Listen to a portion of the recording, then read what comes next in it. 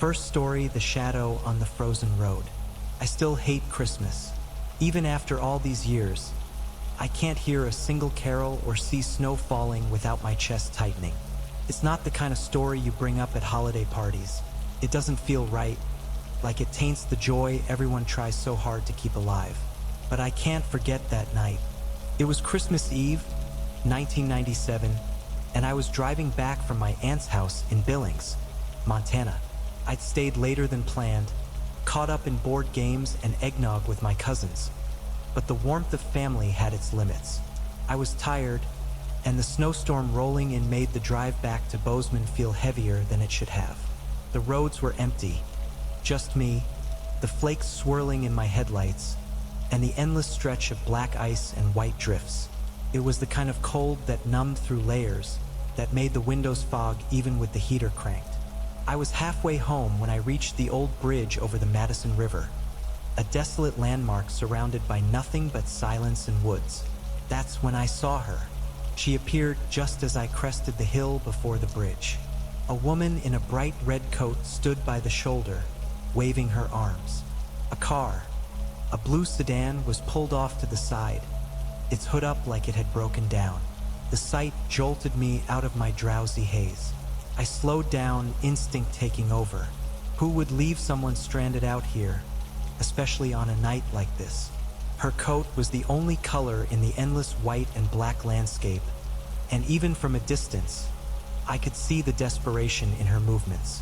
I pulled over about 20 feet ahead of her and rolled down the passenger window. "Hey," I called out. "You okay?" The woman didn't answer. She was facing the car now, her back to me, but something about the way she was standing seemed off, like she was too stiff, too still, despite the cold.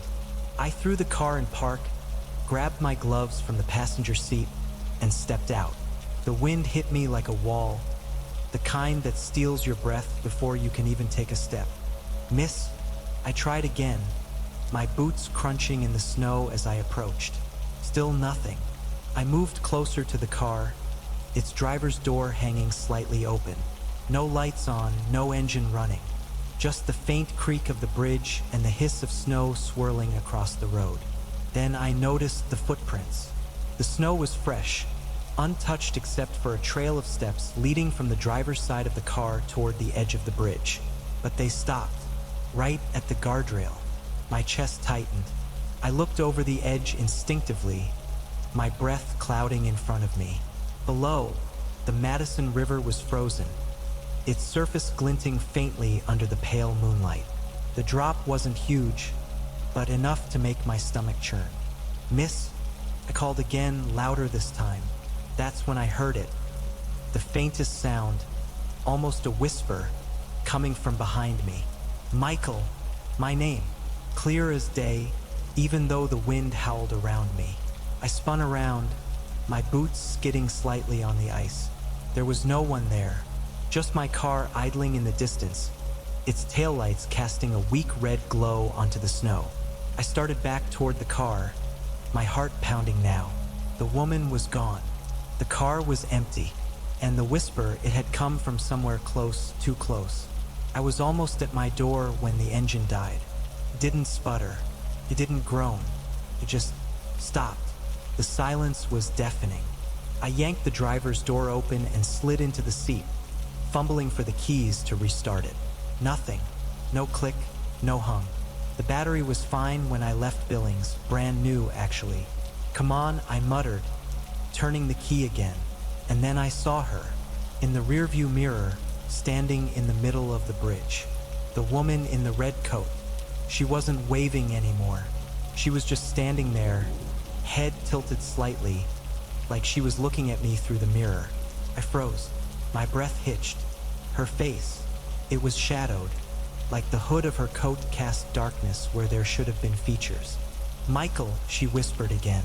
Only this time it wasn't faint. It was in the car, right next to me. I scrambled out, slipping on the ice as I ran. My boots skidded to the ground as I turned to face the bridge again. She wasn't there. The rest of the night is a blur of cold and fear. I tried to follow the road on foot, but the snow kept falling, erasing the world around me. The whispers didn't stop. They came from the trees, from the wind, from the frozen water below the bridge. I don't remember collapsing, but I must have. When they found me the next morning, I was lying on the side of the road, shoes missing, clothes soaked through. A trucker had spotted me as the sun came up, my body half buried in snow. The police never found a car. No footprints. No evidence that anyone had been on that bridge but me. They said I was lucky to be alive. I don't feel lucky, because every Christmas Eve, when the snow starts to fall, I hear it again. My name, whispered from somewhere I can't see. Second story, the Christmas song. I never sing anymore. Not in the shower, not in the car, and definitely not at Christmas. Even now, decades later, the thought of humming a tune makes my stomach tighten. I used to love singing. It made me feel light, like I was the only person in the world who could fill the air with something beautiful. That was before Christmas Eve in 1979. I was 16, living in a quiet suburb just outside Chicago.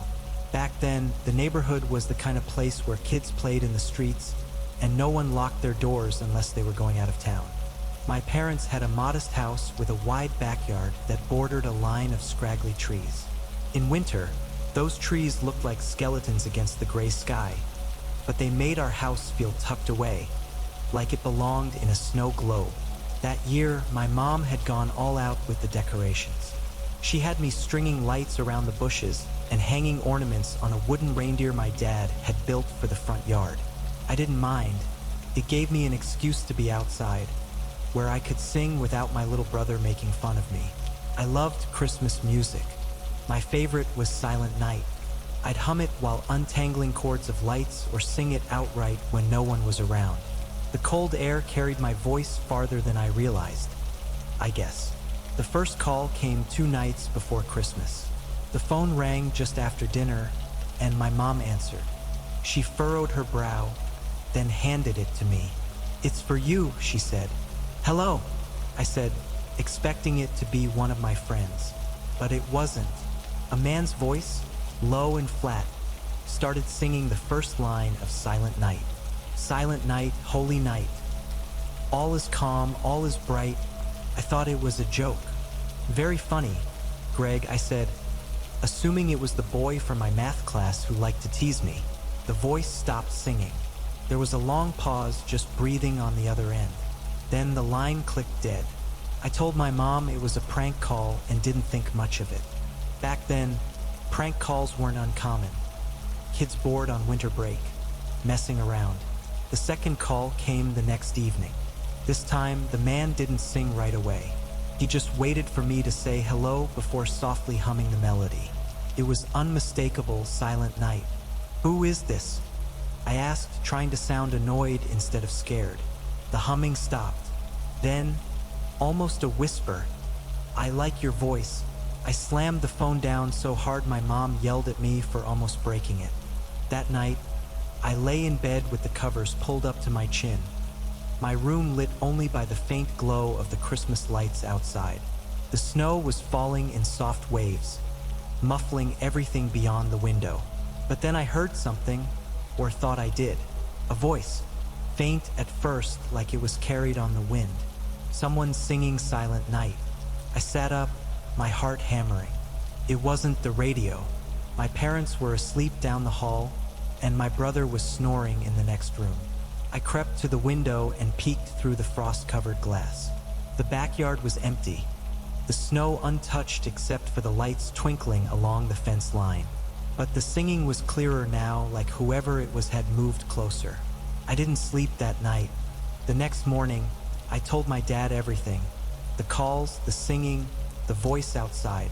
He brushed it off as my imagination, saying the cold weather must have been playing tricks on me. That night, my dad decided to stay up late, sitting in the living room with a beer while I went to bed. I felt a little safer knowing he was awake, but I still couldn't shake the feeling of being watched. I tried to convince myself I was overreacting. No one was out there, I told myself. It was probably just a neighbor walking home, singing to himself. But as I lay in bed, Staring at the ceiling, the phone rang again. I heard my dad answer it. There was silence. Then my dad barked into the receiver. "Who the hell is this?" A few seconds later, he slammed the phone down. When he came to check on me, his face was pale. "Was it him?" I whispered. He nodded. "If he calls again, we're calling the cops." But the man didn't call again. That didn't mean he was gone. The next evening, Christmas Eve, I was helping my mom finish setting the table when I heard my dad shout from the living room. I ran in to find him standing by the window, staring out into the backyard. "Stay here," he said, grabbing his coat and heading outside. I followed him to the door, watching as he scanned the yard. The snow had started falling again, but there were footprints leading from the trees to the house. They stopped just below my bedroom window. My dad didn't find anyone. He came back inside, bolted the doors, and sat with his rifle across his lap until morning. A few months later, I was watching the news when they reported the capture of a man suspected of killing several women in the area. They showed clips of his house, dark, cluttered, and horrifying. Among the evidence was a collection of cassette tapes. Each one was labeled with a name.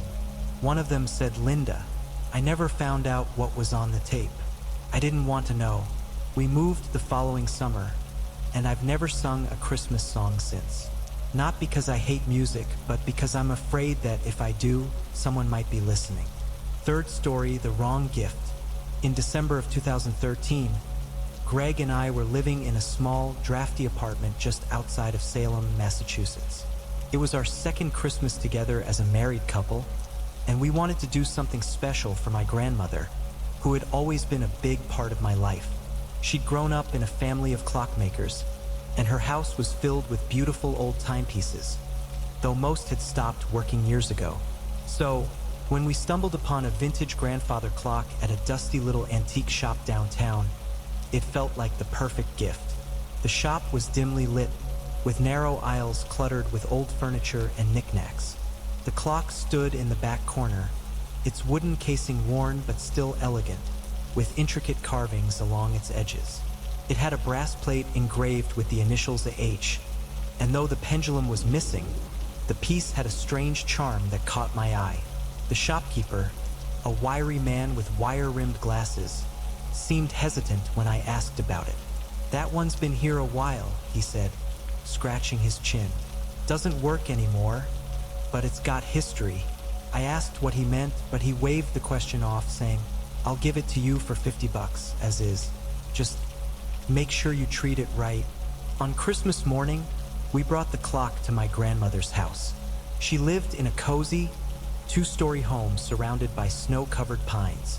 When we unveiled the gift, her face lit up, her wrinkled hands tracing the carvings on the clock's surface.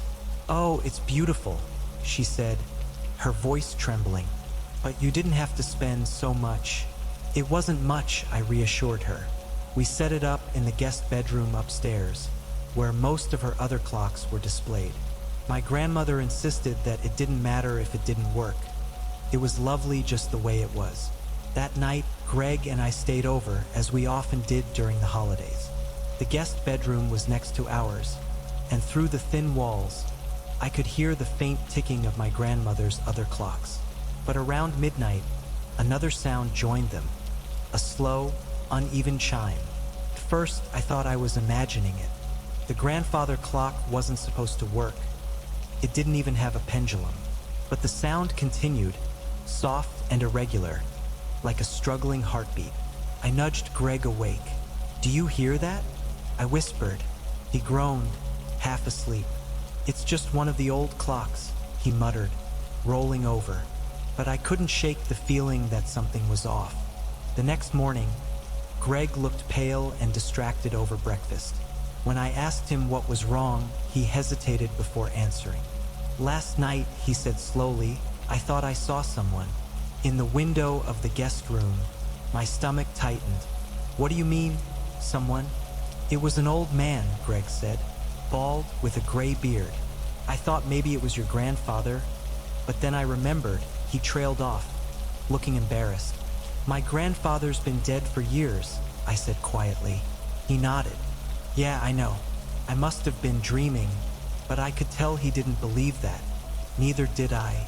That evening, we were sitting in the living room with my grandmother, watching an old holiday movie, when the chime sounded again. It was louder this time, and we all heard it. My grandmother glanced at the ceiling. That's strange, she said. It sounds like it's coming from the guest room. Greg and I exchanged a look. I'll check it out, I said, standing up. The stairs creaked under my weight as I made my way to the second floor. The hallway was dark, and the air felt colder than it should have. When I opened the door to the guest room, the chimes stopped abruptly. The grandfather clock stood in the corner, its face shadowed in the dim light.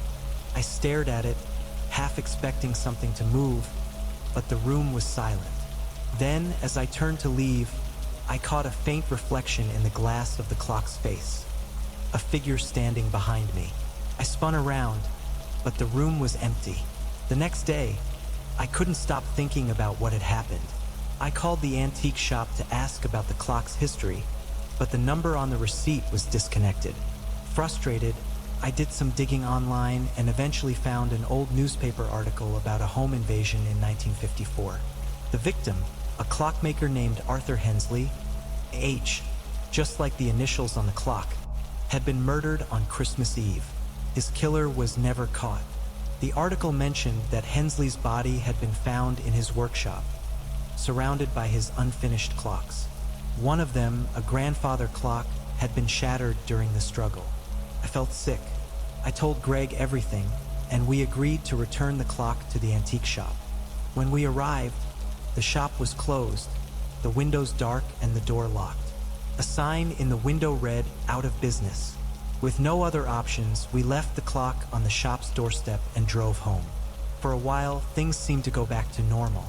But on Christmas Eve the following year, as Greg and I sat in our new apartment, the chime came again. It was faint, distant, but unmistakable. Greg froze, his face pale. "Tell me you didn't hear that," he whispered. I didn't answer. That was the beginning of the end for us.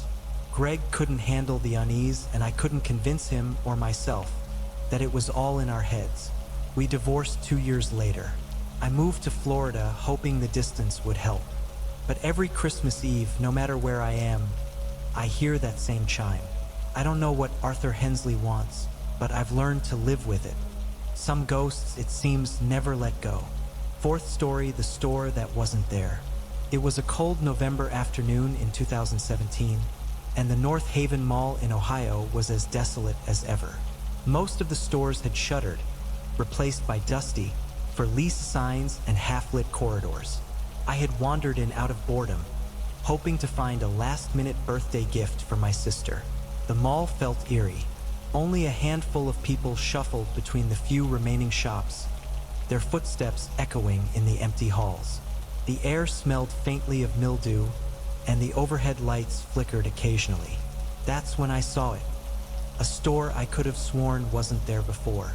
The sign above the entrance read, "Curio and Company," in ornate, faded lettering. The window display was cluttered with oddities. Antique clocks, tarnished silverware, porcelain dolls, and a collection of snow globes that sparkled under the dim light. Something about it felt out of place. I don't know what drew me inside, but I stepped through the heavy wooden door, a faint bell jingling overhead. The store was cramped, every surface crammed with trinkets and relics. The air was thick with the scent of old paper and wood polish. Behind the counter stood the shopkeeper, a tall, gaunt man in his late 60s with slicked-back gray hair and sharp features. His pale eyes seemed to follow me as I browsed. "Looking for something special?" he asked, his voice low and gravelly. "Just a gift for my sister," I replied, avoiding his gaze. He nodded, his lips curling into a small smile. "I think I have just the thing." He disappeared into the back and returned moments later with a snow globe. It was simple but elegant, a glass dome with a wooden base. Inside was a miniature living room. A couch, a coffee table, a rug, and a tiny fireplace, all meticulously detailed. "It's beautiful," I said, holding it up to the light. The shopkeeper's expression grew serious. "This isn't a toy," he said. "It's temperamental. If you don't handle it properly, it could cause trouble." I laughed nervously. "It's just a snow globe." His eyes narrowed. "You've been warned." The way he said it made the hairs on my neck stand up, but the price tag was reasonable and it felt like the perfect gift. I handed over the cash and left the store without looking back.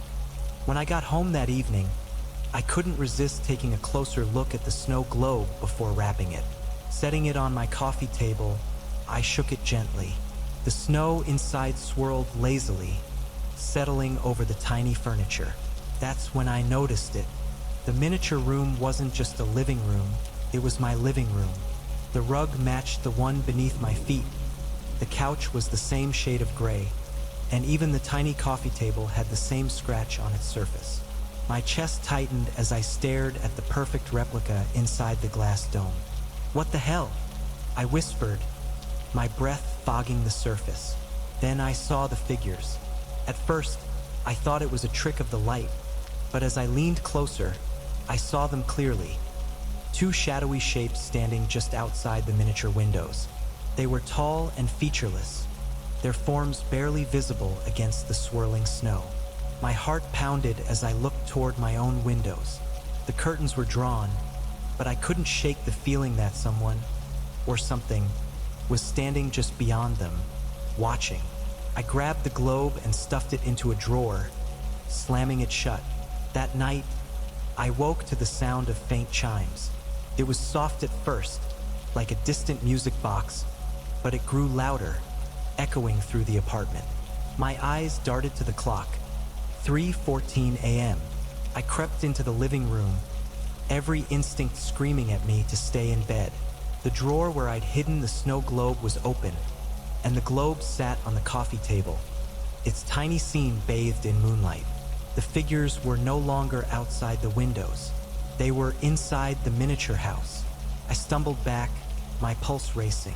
The shadowy shapes stood in the center of the tiny living room, facing the couch. A third figure had appeared, a tiny, motionless replica of me, sitting on the couch with my head in my hands. I didn't know what to do. My hands shook as I reached for the globe, intending to throw it out the window. But the moment my fingers touched the glass, a chill shot through me.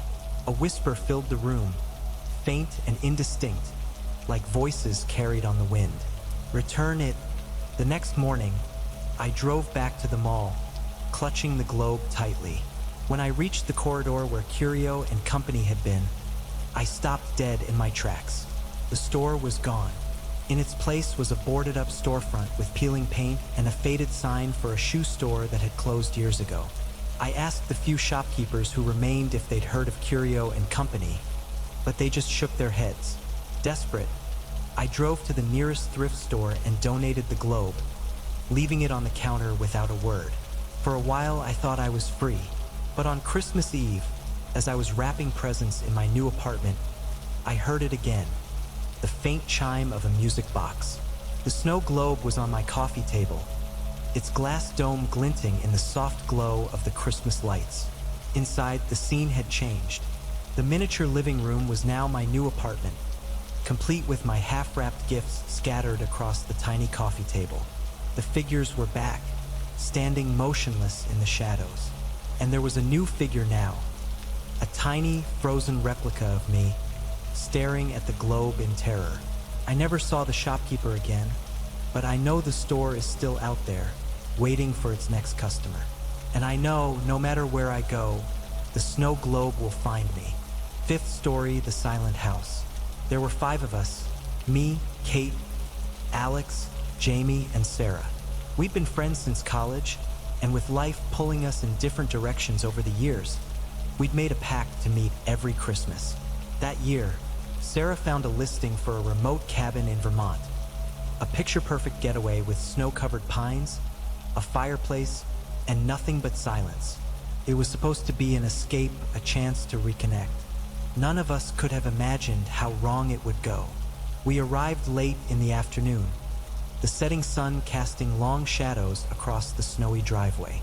The cabin was enormous, bigger than the photos on the listing had suggested.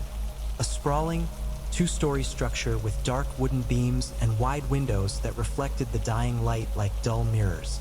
"Wow," Sarah said, stepping out of the car and craning her neck to take it all in. "It's like a mansion, bit big for a cabin," Alex muttered, pulling our bags from the trunk. Jamie laughed. "Bigger is better, right?" First, I agreed. The inside was just as grand. Vaulted ceilings, a massive stone fireplace, and a kitchen stocked with everything we'd need for the week. But there were little things that felt off. The layout didn't match the floor plan we'd seen online. There were doors we hadn't expected, some of them locked tight. A narrow staircase near the back of the cabin led down to what we assumed was a basement, but it was locked too, and no key was left for it. "Probably just storage," Kate said, dismissing it with a wave of her hand. She was always the practical one, quick to brush off anything that didn't make sense. But even she couldn't explain the sounds. That first night, I woke up to the creak of footsteps. It was faint, like someone trying not to be heard. I figured it was Alex or Jamie heading to the kitchen for a midnight snack. But when I got up to check, the house was dark and the kitchen was empty. I shrugged it off and went back to bed. But in the morning, Sarah mentioned hearing the same thing. "It was probably just the house settling," Alex said, but it didn't sound like a house settling. The second night, we all heard it. Heavy footsteps echoed in the hall, moving from one end of the cabin to the other. We gathered in the living room, tense and silent, listening. The sound stopped abruptly, and when we checked the hallway, it was empty. "Maybe someone's outside," Jamie suggested, though his voice was shaky. Alex and I bundled up and stepped out into the snow, flashlights cutting through the darkness. There were no footprints, just an unbroken blanket of white. The third night, Kate disappeared. We'd spent the day trying to convince ourselves we were overreacting. We went sledding, made hot chocolate, and played board games by the fire. By the time we went to bed, things felt almost normal. Almost. Around 2 a.m., I woke to a loud bang. "Kate?" I called, sitting up in bed. There was no answer. I knocked on her door, but got no response. When I opened it, the room was empty. We searched the entire cabin, shouting her name until our voices cracked. The locked doors, those damn locked doors, mocked us. The basement, the extra rooms. What if she was behind one of them? By dawn, we called the police, or tried to. None of our phones had a signal, and the cabin's landline, yes, it had a landline, was dead. That night, the footsteps returned, heavier and faster. Doors slammed in the distance, but when we opened them, the rooms were empty. And then we heard it. Kate's voice, faint and muffled, crying out from the walls. "Help me!" We froze, staring at each other in disbelief. "She's in the walls?" Sarah whispered, her face pale. Alex grabbed a fire poker and started swinging it at the drywall, determined to break through. But the moment he struck, the footsteps erupted all around us, pounding like a stampede. We ran. None of us spoke as we bolted into the freezing night, the snow swallowing our screams. The cabin loomed behind us, dark and silent once more. When we reached the nearest town hours later, we told the police everything. They seemed skeptical but agreed to investigate. The next morning, they called us back. "There's nothing there," the officer said. "What do you mean, nothing?" Alex asked, his voice shaking. "The cabin's empty. No sign of your friend, and no signs anyone else was there. But we left everything. Our bags, our food, everything," Sarah cried. The officer frowned. "Ma'am, the place has been empty for years. It's scheduled for demolition next spring." We drove back to see for ourselves. The cabin stood exactly as we'd left it, but inside, it was barren. No furniture, no signs of life, just dust and silence. All they found was a single shoe, tucked neatly near the locked basement door. It was Kate's. Years later, I returned to Vermont, hoping for closure. I drove out to the spot where the cabin had stood, but it was gone, replaced by an empty field.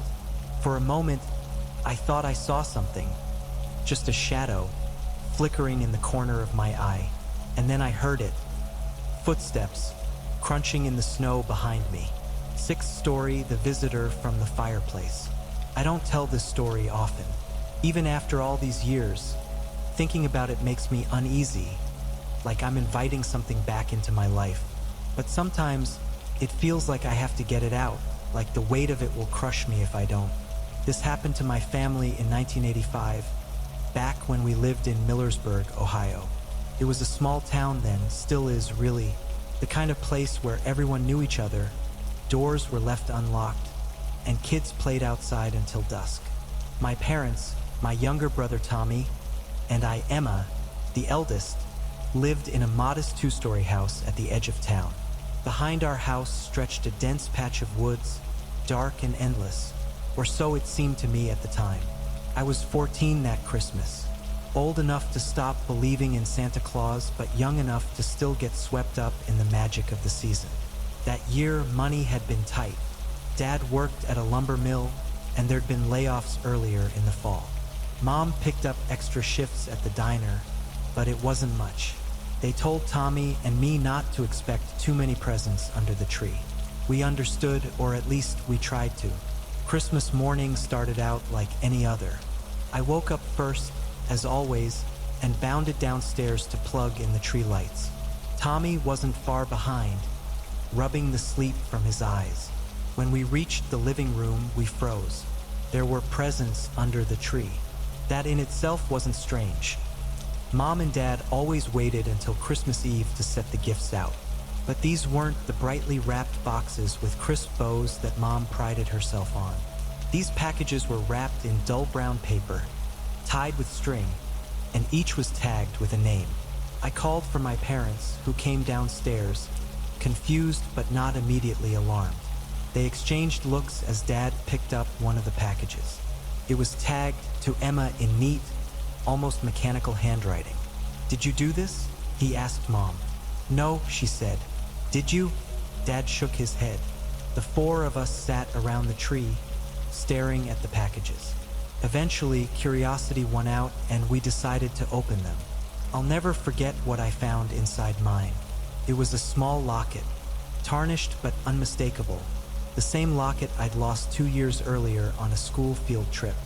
I'd been devastated when I couldn't find it. It had belonged to my grandmother, who passed away when I was little. Tommy's package contained his favorite toy truck, the one he'd misplaced the previous summer. Mom's box held a pearl earring she thought had fallen down the drain. Dad's had an old leather wallet he'd lost sometime before I was even born.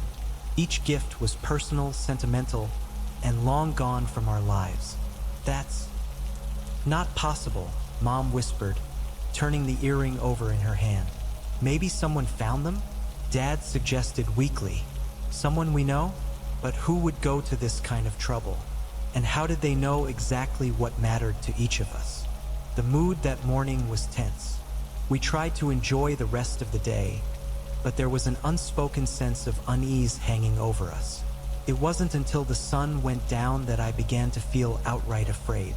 It started with a sound. I was in the kitchen helping Mom clean up from dinner when I heard it. This faint, rhythmic tapping, like something knocking against the side of the house.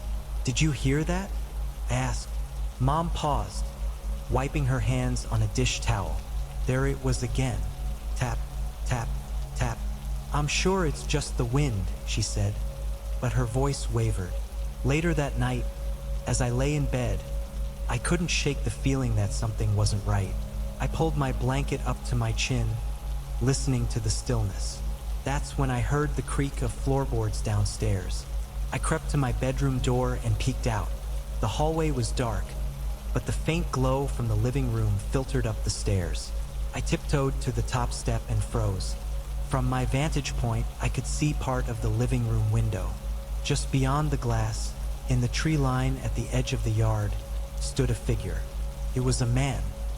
He was tall, thin, and motionless, his face obscured by shadow. But I could feel his gaze fixed on the house, on me.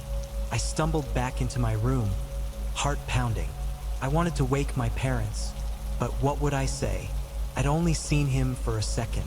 Maybe it was my imagination, but deep down I knew it wasn't. The next morning, I told Dad what I'd seen. He dismissed it as nerves, but later I caught him peeking through the curtains, his jaw tight. That afternoon, he called the local police. 2 officers came out and walked the perimeter of the property, but found no tracks in the snow, no signs of anyone nearby. That stretch of woods attracts drifters sometimes, one of them said. We'll keep an eye out, but I wouldn't worry too much. But I was worried, and I wasn't the only one. Mom started double-checking the locks every night, and Dad kept the curtains drawn at all times. For a while, things seemed to go back to normal. But then, months later, the police came back.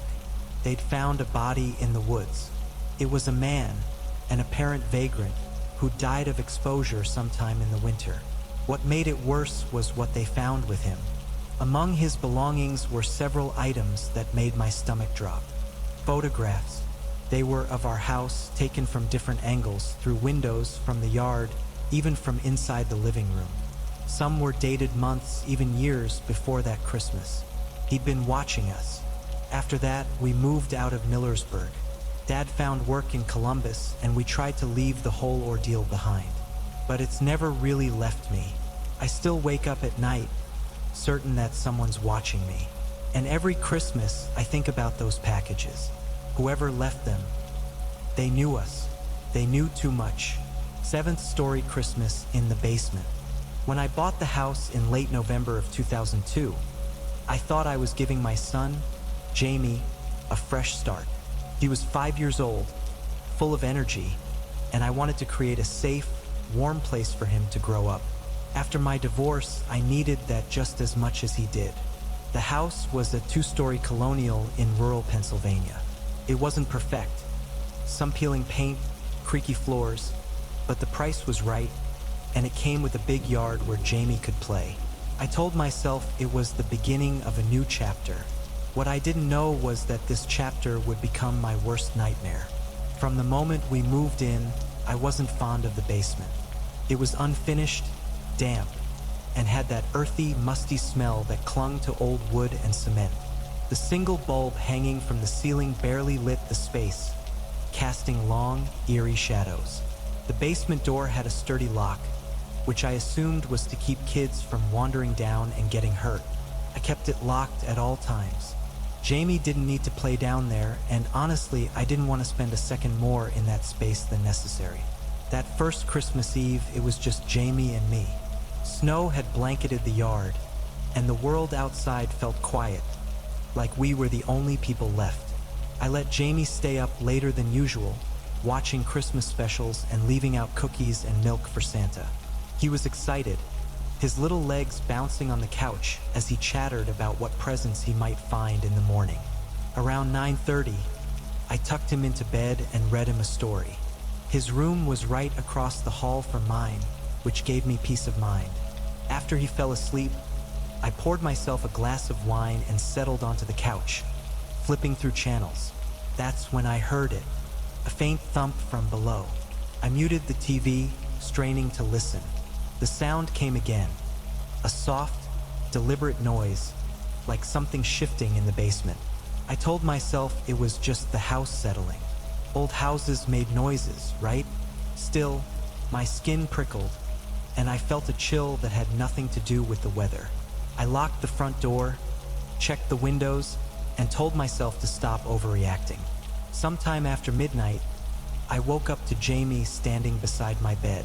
His tiny hand tugged at my sleeve. "Mommy, I heard Santa," he whispered, his face lit with innocent excitement. I blinked, disoriented. "Jamie, it's the middle of the night.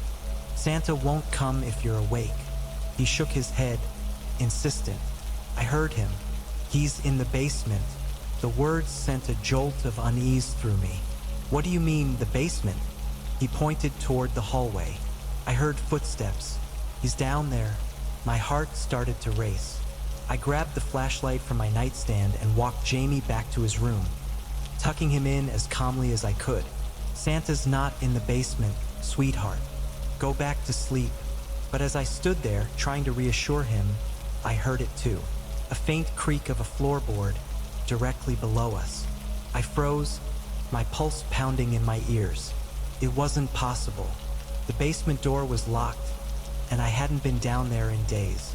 Gripping the flashlight tightly, I crept down the stairs to the kitchen, where the basement door stood. It was open, not just unlocked, open. I stared at it, my breath catching in my throat. I knew I'd locked it.